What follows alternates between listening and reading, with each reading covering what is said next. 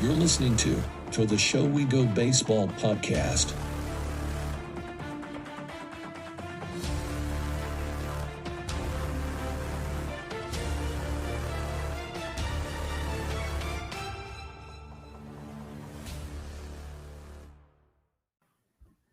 What's going on, everybody? Welcome into episode 27 of To The Show We Go, featuring Ed Hand and myself, Andrew Parker.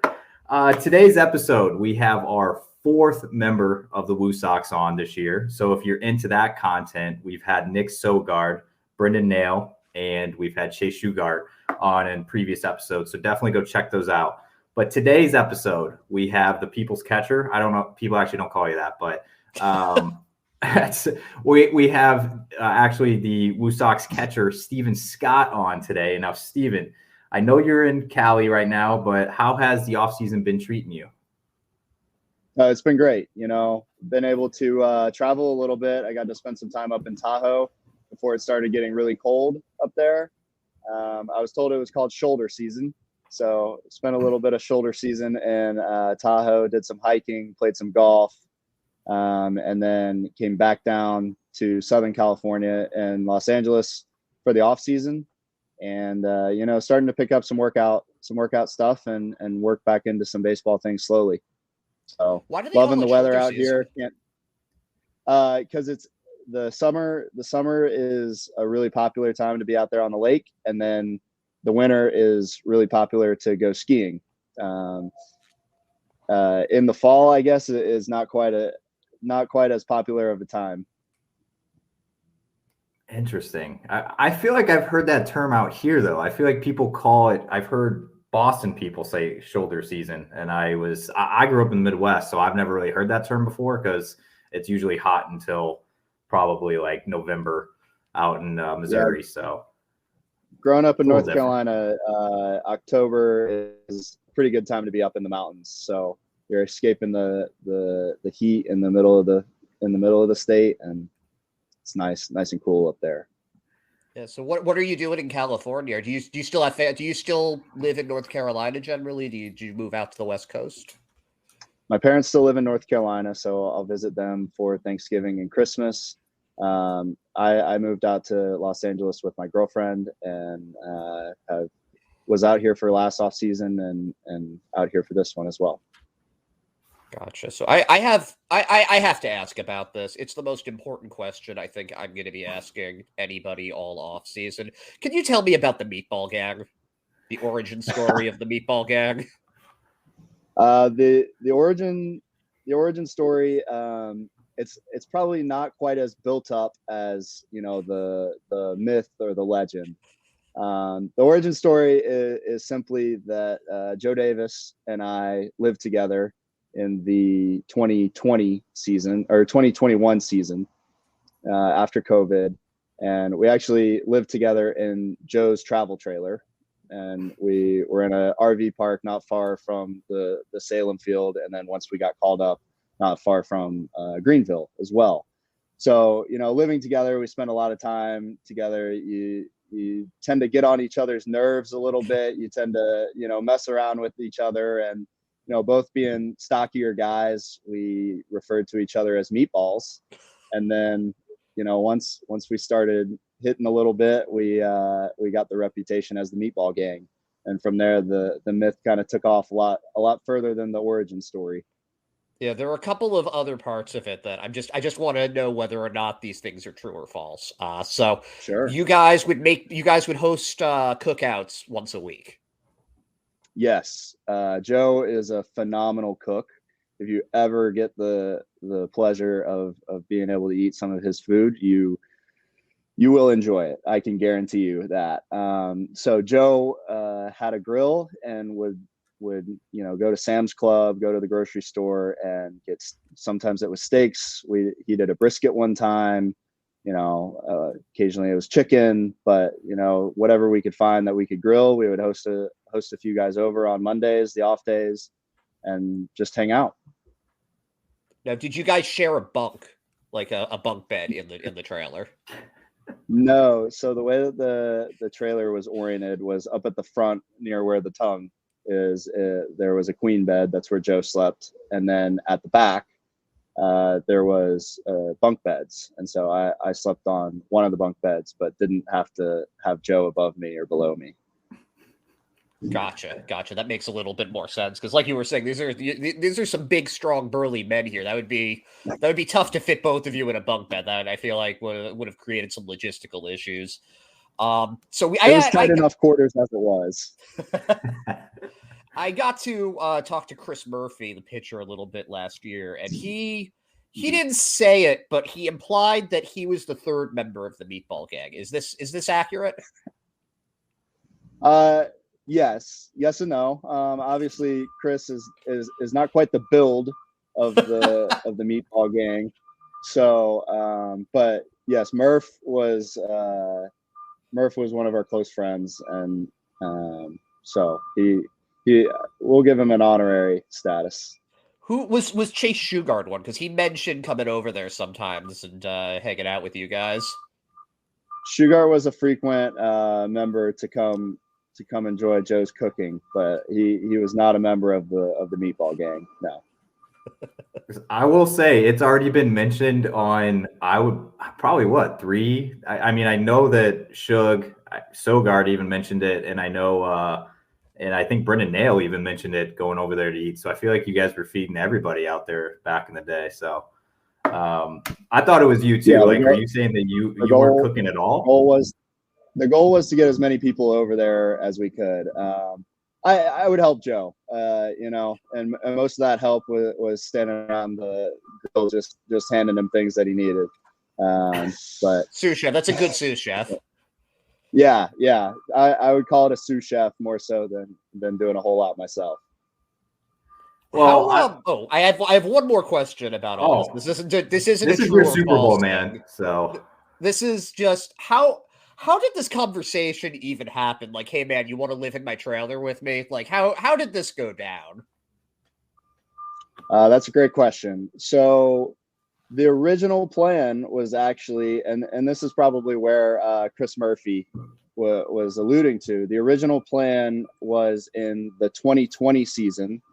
This is when Greenville was low A, and the original plan was that Joe, Chris Murphy, and I were all going to live in the trailer, and this is prior to the teams providing housing for us. So we were totally on our own to find housing for the season. And Joe kind of in the off season called us up and said, "Guys, I got a travel trailer, and it's going to be a lot cheaper for us to live in this than any apartment or house that we're going to find." And we kind of all knew that it was going to be tight quarters, and it was definitely a good thing that there was only two of us in there. Having a third would have been too much. But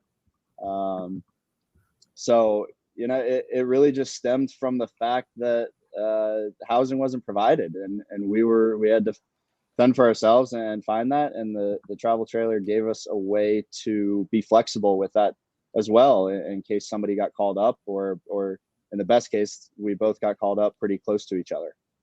So what was the housing situation like when you were at Vanderbilt? We spent all 4 years on campus housing. Okay, so but like when you traveled, like what would they where would they put you up for that? Yes, they would put us up in hotels, but that was typically just for the weekends, or some close midweek series. Gotcha. all right, Steven, I'm gonna shift the focus here to this past season. You had a pretty good season, I would say. You earned a promotion to AAA. You came up, you hit a 3-run homer every time you were at the plate. 3-run bombs. Yeah, it was nuts. So I guess just now that you're kind of in the off season and you're taking a step back, like how would you kind of describe how your year went? It was surreal to start out in Portland, and braving the cold. It's definitely tough, but to be with that group of guys, and we really had something special at the beginning of the year, and I think at the time that I left, we were still in first place, and felt like we had a really good season going on, and then to earn that promotion in June. And come up and kind of find out what AAA is like in my first taste, to come into a situation where there's guys like Nico Goodrum and Daniel Palka, Bobby Dahlbeck, guys that have been up in the major leagues and had, multiple years of experience in some cases up there. And then, just trying to learn as much as you can from those guys. And, I really felt lucky that, they had such a great locker room up in Worcester when I got there, that they really made me feel welcome and allowed me to be myself. Oh, I was gonna do a follow up on that before we shoot over to yours, Ed. But you kind of mentioned a couple of the veterans there that were in the locker room, because I noticed it was and I've asked a couple guys as well. I've asked like Shug and Nail and a few other guys. It's like, at the beginning of the year, it was obviously veteran heavy, which you had the Goodrums and the Greg Allens and the Alfaros and guys like that. And then towards the end of the year, a lot of the guys that came up from Portland. So I guess for you being a catcher, what was it like to be able to bounce ideas off of a guy like Caleb Hamilton and even Ronaldo Hernandez whenever you did get to AAA? Yeah, I think that was crucial for my development defensively this year. To be able to watch both of those guys, to work with them every day, to be able to have Caleb really be like a coach and also at the same time, both of those guys would help out and drill work every single day. So, giving me tips, giving me tricks, just saying, hey, why don't you try this out? Why don't you angle this way? Why don't you think about, this thing? And just trying to find the best thing for me. And, being able to work with those guys and, both of them being older in the system and, Hammy obviously being up in the big leagues, both with us and with the Twins, that experience was crucial for me. Now, catching is something that was a little bit later for you being full-time. You didn't do it at all in 2019. Obviously, 2020 didn't happen. And then 2021 came around, and you did it a little bit. I think it was like 18 starts there. But then between 2021 and 2022, they kind of decided to make you a full-time catcher. What happened there that they made that decision? And how much of that was your own desire to play catcher versus a need for the team? It was both. It was definitely a both situation. I was drafted, and I'm not technically sure what I was drafted as. There were conversations before the draft happened that talked about catching. Obviously, I had not caught. I think I caught 2 games in my senior year at Vanderbilt, but I had caught quite a few games in my junior year when the area scout Danny Watkins had seen me then as well. So I think he started that path to a full-time catching spot, and then working in the 2019 off season as a catcher, and then I didn't know what to expect going into 2020 and 2021. Whether I would be in a full-time catching role or if it would be a utility role. And utility's kind of always been one of the perks that I've had, and something that I've tried to maintain throughout my career. So I was definitely, pro on that. And then after the 21 season, sitting down with Brian Abraham and having that conversation of, do you want to become a full-time catcher? And my answer was a resounding yes. That I think that's my home, and I think that's, where I believe that I can play. I'm going to shift focus here. I think I talked to you about this during the season, because you had the luxury of having the locker that was right to the right of the door as soon as you walk in. So I think it just came with the territory that I would just, you would always be the first guy there. But I need to ask you about your month of July. Like, it was absolutely insane. Every single time you were at the plate, you were getting on base. I just looked back at the numbers just to double check. Like, you had an on base percentage over 400. Like, you were getting on base almost every single time you were at the plate. So what was clicking for you in July? No, I think that just rhythm. I felt like I was in a good place going into the All-Star break, and just trying to do my best to keep that rhythm going. it definitely makes it a lot easier to do your job when we had an offense like we did. And at that time, our offense was really clicking. And so, they say hitting's contagious, and I really think that I benefited from that throughout my entire time in AAA. Does your approach change at all when you have two runners on base? Because it just seemed like it just seemed like anytime there were two guys on, you were hitting it over everything. No, just try to stay as simple as possible. I like to walk up and just tell myself bat on the ball, see the ball, hit the ball. There's a lot of other thoughts that go on and situationally, but, at the end of the day, as simple as possible for me. I want to mention a couple of stats just because I find this pretty interesting. But in 2021, your numbers got a lot better when you got promoted from Salem to Greenville. And then in 2022, your numbers got much better when you got promoted from high A to double A. And then 2023, it wasn't a tremendous drastic improvement, except for you hit a lot more home runs when you got called up to triple A. So is there some reason that whenever you get a promotion, you just kind of go ripshit? Like, what's going on there? No, I don't know.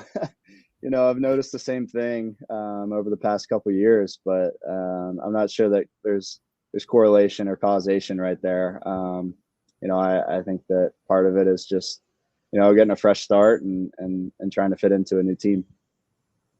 So we're getting to the point of the show here where I like to ask, especially the guys in Worcester, because you guys had the luxury of playing for one of the best managers that's in minor league baseball, I would say, in Chad Tracy. So I guess I just wanted to get your thoughts on what it was like for you, and obviously even playing for Epi down in Double A as well, as I've heard nothing but great things about him.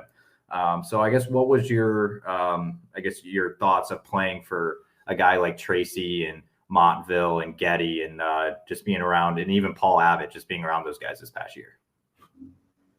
Yeah, I felt really lucky this whole year, and in terms of staff, playing and starting out in Portland under Epi and working with Mickey Zhang every day.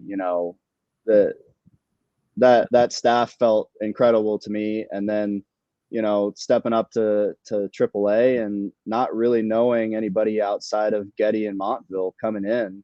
Had briefly worked with Tracy in some catching drills, but not enough to really know his personality or for him to know my personality. And, it just felt like a seamless transition. They really welcomed me, and, you see how they approach every single day from the coaching side, and it makes you want to work and get better.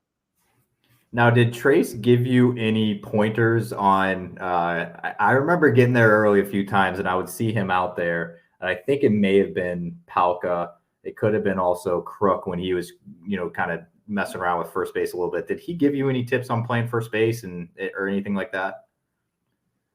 That was a little bit more Jose Flores. Okay. They worked with me a lot, kind of the crash course, I'll call it. On my drive from Portland to Worcester, Trace called me and said, "Hey, I know you've played first base in the past. I know it's been a little while. Do you think you can play tonight?" And I said, "Absolutely." To say that there wasn't a little bit of nerves before that game for me, I'd be lying.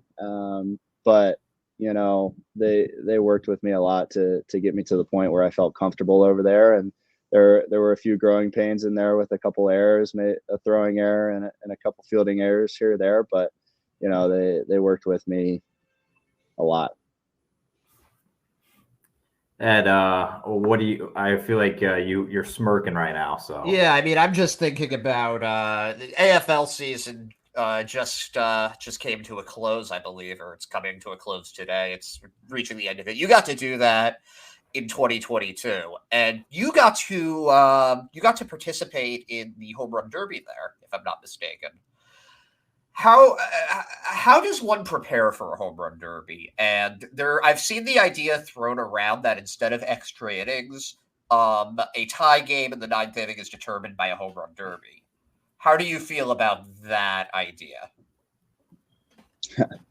Well, the first thing that crossed into my mind when you mentioned that is I know Joe Davis would kill to be in that situation. So, I think about some of the BP rounds that I would hit with him, and we would kind of unofficially, hit each other on the shoulder and be like, this round home run derby. And I think that that's about as much preparation as I've ever had for a home run derby. I guess I've been in a couple in my life, dating back to Cape Cod League, but I think you just try to lift the ball a little bit and let your swing play. Can it mess up your swing at all after that? Because I've heard that happens sometimes with major leaguers. I remember it must have been over a decade ago, but Bobby Abreu, I believe, won a home run derby or did really well in it, and then after that, just his power was just shot for the season. Does it ever affect it afterwards for you? I did my best to believe in out of sight, out of mind. I love that. Yeah, now, how do you feel about that though? Just to decide games. I think it would be fun. I'm not sure that it's ever a practical thing that they'll bring in, but you never know. I think that it would be a lot of fun, and I think the guys would really get into it.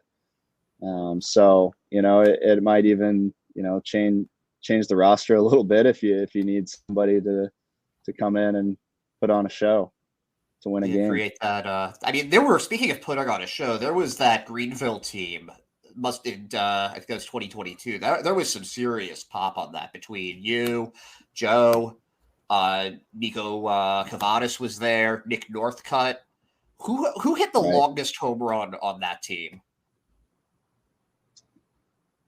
Joe Davis, for sure.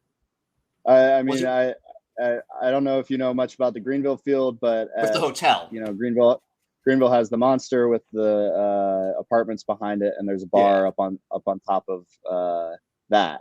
And I saw Joe put a couple up over that bar. It was special.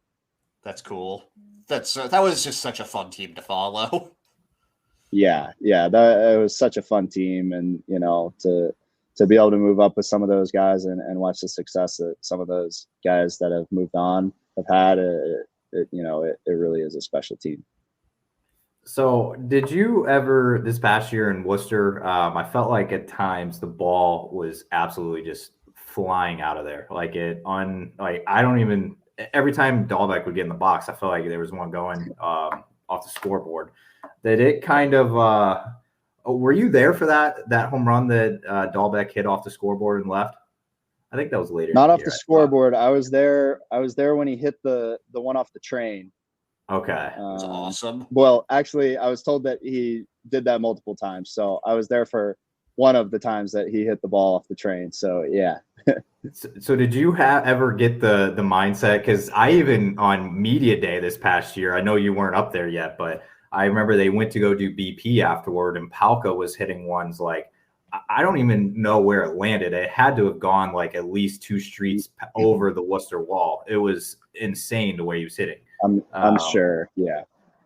Did it kind of give you that, like, I need, not one up these guys, but I need to show these guys that I can, I got some power in the tank as well? It might have even been the opposite. I watch guys like Palka and Bob and hit balls like that, and I'm just not even sure if I have that kind of juice. That's something special. I think the first week that I was with Worcester, or the first full week, we were down in Norfolk, and Bob hits a ball like 110 backside and clears everything, and that was kind of the first indication that that I was witnessing something special. Now, you mentioned at the very beginning of this that you were going to be starting up some baseball related activities. What are your off-season plans looking like right now? I'm actually about to go home for a little bit before Thanksgiving and spend some time with family. During that, I won't really do too much baseball stuff, but like I said, I kind of like to start slow. I started hitting off the tee and doing some flips. Started throwing, not to bases or anything, just 90 feet, get the arm moving again, get some cracks out, and then that start slow and work up. So, probably come December, start working off a machine and getting some catching drills going, and then once the pitchers start picking up, become a hot commodity and catch a lot of bullpens. Do you do any bullpens with the big league guys right now, or is it more like the AAA, AA? I'll catch anybody that comes around. So last year I caught a couple big league guys over the off season here and there, and quite a few minor league guys that are working out around here. He's in the streets of LA right now, so and you can never predict what's about to happen in the background. So we'll give him a couple seconds to let that. Okay, I think he's good. I think we're clear. Yeah, we were good for a long time. No, you're good, man. It's unpredictable. I bet. So, all right, we're getting to the point of the show where I have some one-offs here, and we're gonna dive on in because I'm excited because I've asked this question to every single guy that's been on the show, and people obviously have been from all over the country in the Red Sox system. We've had a few guys from outside the Sox system, so I'm gonna give it to you because I have faith that you're gonna be on a good side, right side of history here. So my first question here is, what would be your go-to fried chicken fast food place? That's a loaded question. I would ask what if you would constitute like Hattie B's in Nashville as a fast food fried chicken. I've never. Does it have multiple locations within Nashville? Yes. Outside of Nashville, I'm not so sure. Oh man, And it says restaurant chain right here when you Google it, so I would say yes. Well, we let Chicken Express. We let that be an answer, and that's like a Texas thing. So maybe I would say after that, I grew up on KFC. Wow, that's our first KFC answer so far, which is a good answer. I don't have an issue with KFC, but I took the line of Chick-fil-A. Parker has something very different that I think he's trying to get sponsorship from. I love Chick-fil-A. I really, really love Chick-fil-A, but in my mind, when you said fried chicken, I picture a bucket of fried chicken. So I don't. I don't picture a chicken sandwich. I picture a bucket of fried chicken. In my head, that's KFC. Are you familiar with the Curse of the Colonel? Or Bojangles? Bojangles is also very high on my list. I love Bojangles. So. Are you familiar with the Curse of the Colonel? I'm not. It's like a Japanese curse for the league there that just got broken this year, and this is just super paraphrased, but I guess a team won the Japanese championship, and there was like a KFC statue of like the Colonel, and they threw it into the water. And the team did not win a World Series after that, I guess, until this year. Wow. I had no idea about that. It's insane. I will say, what I was expecting out of you was, I saw you obviously a North Carolina guy, so Bojangles is obviously out that way. So Bojangles is very underrated. Zaxby's was the correct answer, followed by Cane's. And then I'll let you go anywhere else from there. But it's okay. We'll let it slide. Yeah, I do love Zaxby's and Cane's. I just don't have quite the history of going there as I do of Bojangles and KFC. So it's fair. I know Zaxby's claim to fame is they're in every SEC town. Like I remember because I was always curious why there was two in Columbia, Missouri, and I'm like, why? Like, so it's like the farthest north, and all the rest of them are kind of like down in the south. So I'm kind of like, why are you here? And they just said, oh, we're at every SEC school. So definitely love Zaxby's, and hopefully they promote one day. All right, so I have another question for you. You're a Carolina guy. We've had a different Carolina guy on before, Brendan Nail, and he said this to us, and I was definitely curious about it after I did a little more digging into this. He said there is a barbecue rivalry in the state of Carolina. Like, so what is the difference, I guess, between, like, he said, like, Western was like is like a different type based as the other side. Like, I need to know more about this. I think he's referring to mustard based versus vinegar based. Okay, I think does that so. sound right? Yeah. Yeah. So I never remember which is which in terms of Western or Eastern, but I'm kind of on the fence. You know, I like vinegar based. I really can go either way. Okay, I was curious because he seemed like it was like a pretty big rivalry there, and I was kind of like, I've never even heard of that before. I've obviously heard of like Carolina barbecue, like I think everybody has. I guess, but I guess didn't Raleigh's know. a little more central. Maybe we're not quite east enough to be Eastern and west enough to be Western. Okay, yeah, I mean he's a Western Carolina guy anyway, so that makes more sense. All right, so I had another question here. So after you left Worcester to end the year, like, did you end up, I guess, you didn't drive all the way out to California, I'm assuming. No, I drove to North Carolina, spent about a week there, and then flew out to California. Okay, because I was curious about this with with Sogard actually, because I was kind of, his family's out in California, and I'm just like, there's no way you took a car from Worcester all the way across the country to California. There's people that do it. I know, and I was gonna ask you, I'm like, I don't know if you had your car out there, but I'm like, how long did that take you? Because it would take you around 4 days, I would assume. I would think so. I think Rio Gomez might have done it if I'm not mistaken, but he also could have shipped his car. I don't remember right. Okay, I was curious, man, because it seemed like if you guys wanted your car back to wherever you are, I'm just like, holy cow, like I can't even imagine. But I got a sort of baseball related question next here, and unless Ed, you had maybe a one-off or two. Oh, I'm good for right now. You keep going. You're feeling the flow right now.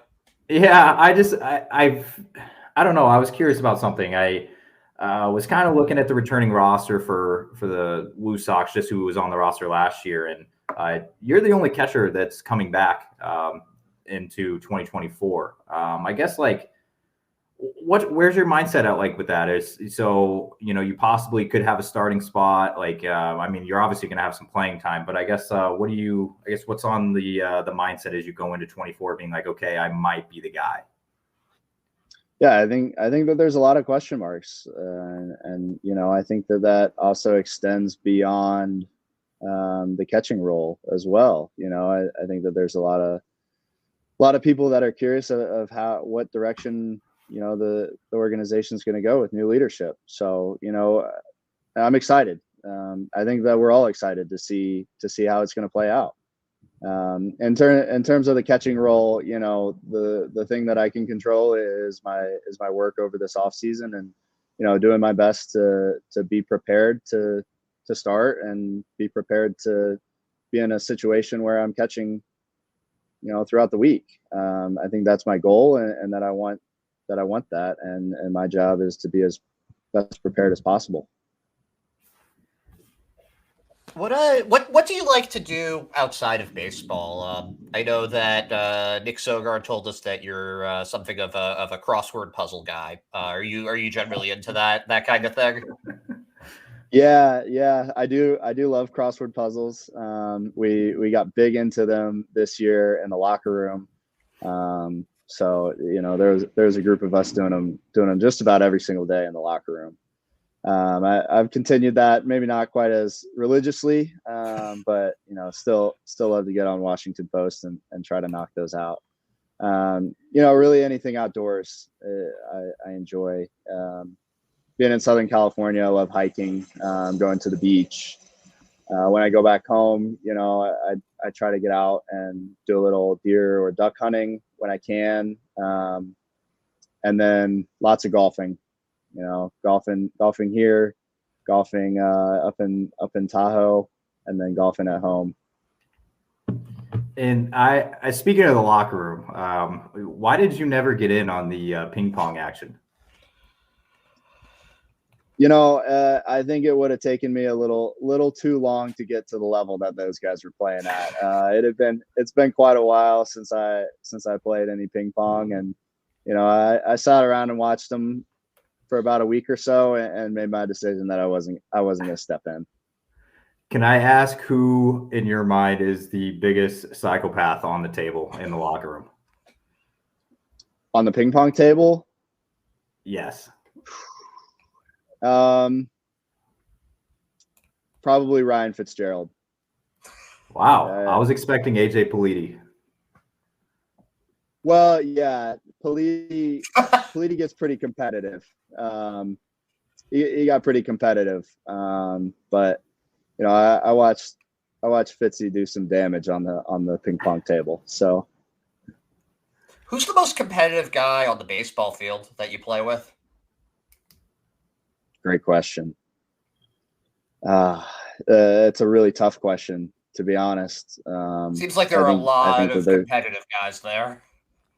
I find it hard to gauge because, being a catcher, you spend a lot of time with pitchers, and a lot of the vibe with pitchers when they're in the dugout is they're trying to keep loose because, they're so incredibly focused when they're out on the mound, and when it's not their turn to pitch, they're trying to decompress a little bit. But that's not to say that they're not competitive, because they're still watching the game and they're trying to learn from it. But when their time comes around, they're just as competitive as anybody else on the field. Overall competitiveness, in terms of baseball and ping pong and just about any sport that you could think of, would be Christian Koss. Probably the guy is a pretty incredible athlete, and loves to get competitive on the golf course, and even if it's just like hacky sack around the locker room or ping pong, he's pretty intense. Yeah, speaking of the just working with pitchers, there's a guy that you got to work with quite a bit at both levels, and that's Luis Guerrero, who has 100-mile-an-hour heat. He has that splitter that seems like it's a cheat code. Does he have the best stuff in the system right now, or at least at AAA? Does he have, just if there was one guy that you did not want to go up against, batting against him, would that be Guerrero? I'm not sure.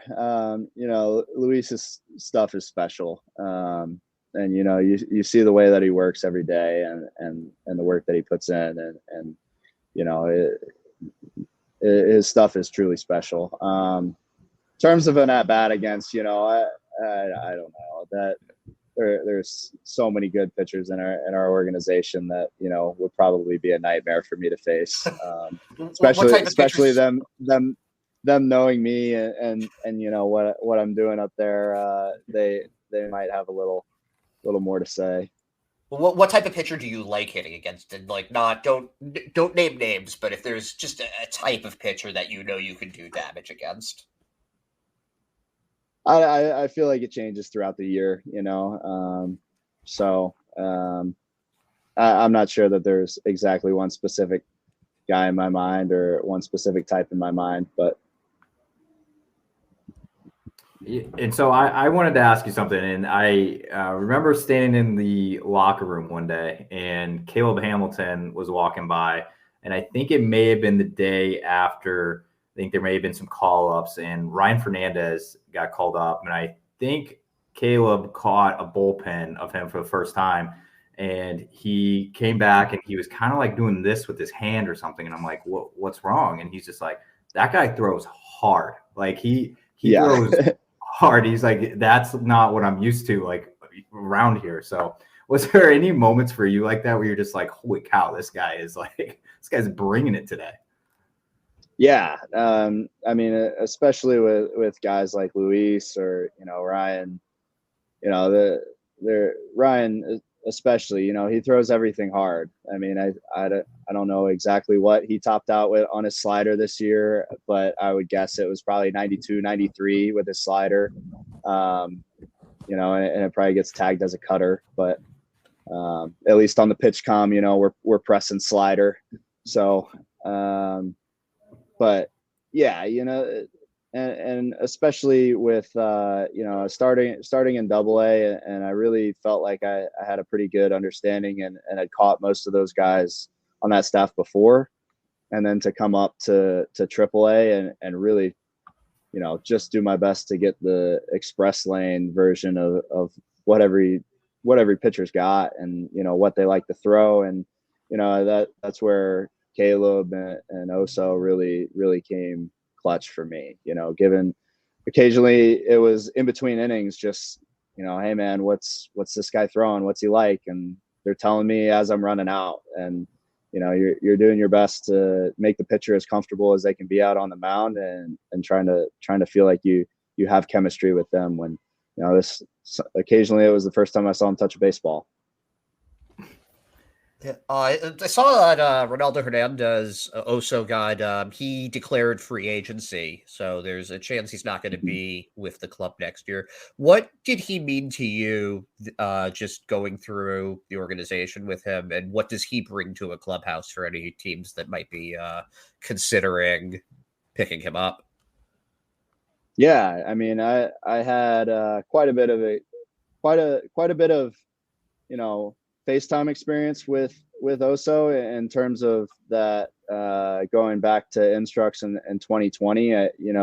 You see him around, and he's a big guy. He can be a little bit intimidating, and obviously his nickname is Oso, the Bear.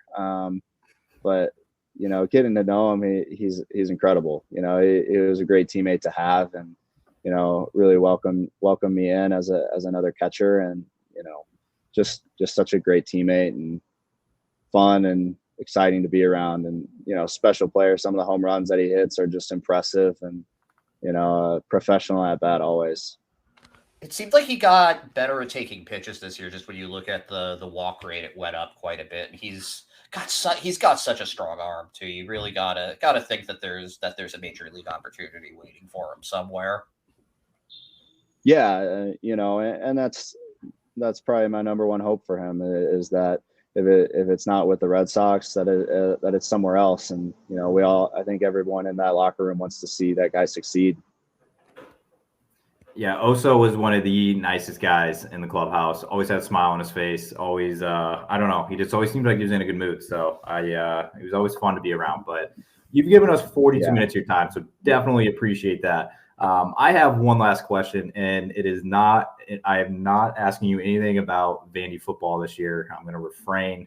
All right, big XL there. I thought you were going to ask me about the Missouri game. So no, it's expected, right? Like it wasn't like an upset or anything. So it's not that big of a deal, right? We got to beat the teams at the bottom, So all right. That stadium, by the way, had to get that one in. That stadium, by the way, though, I don't know what's going on there. I know they're in the middle of doing the construction, but like, holy cow, they planned that a little poorly. And it was filled with Auburn fans this past week. I did see that. I don't think that's ever going to happen again. It shouldn't at an SEC school, but I'll show you some love because Vandy baseball is obviously at the top.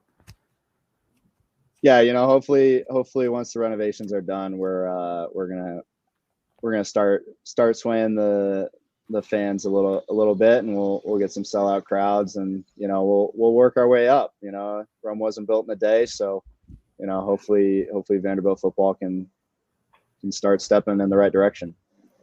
I was gonna say, man, it's Nashville. Like, I know Vandy's been getting a lot of crap for the football, obviously not being great, but Nashville is easily a top 2, 3, maybe SEC town. I mean, Athens is up there, and obviously, I don't know. Actually, never mind. They're probably top 2. All right. So my last question here.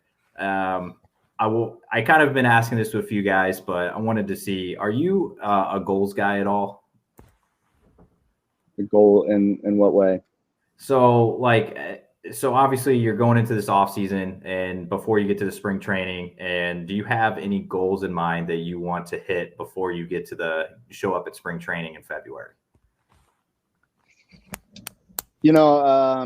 I think that there are I call them tangible goals of like we want to hit so many home runs this year. We want to hit X batting percentage or whatever.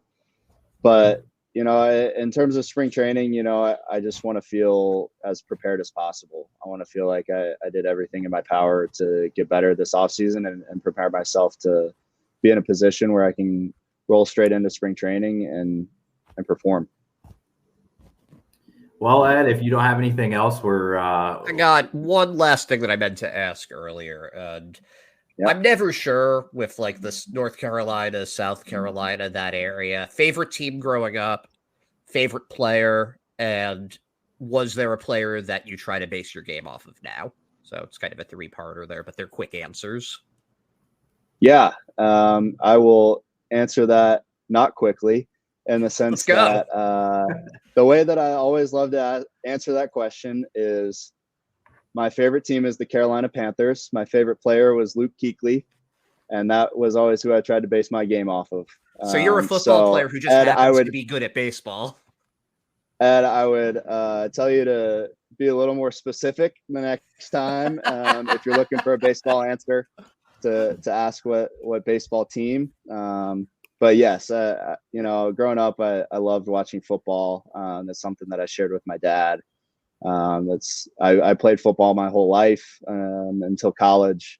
Really, really loved it.